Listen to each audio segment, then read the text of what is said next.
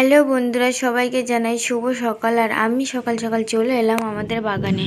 তো দেখো, আমি ভেন্ডি তুলতে এসেছি আর একটা একটা গাছে 3-4টে করে ভেন্ডি হয়েছে।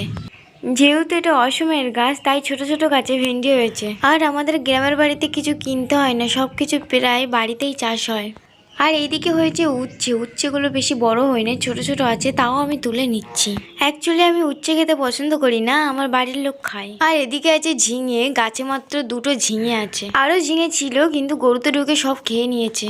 আর এটা প্রায় সময় হতেই থাকে, কারণ গ্রামে গরু ছাগল প্রায় মানুষ পোষে। আর এই দেখো, এইদিকে পুরোটা লঙ্কা বাগান।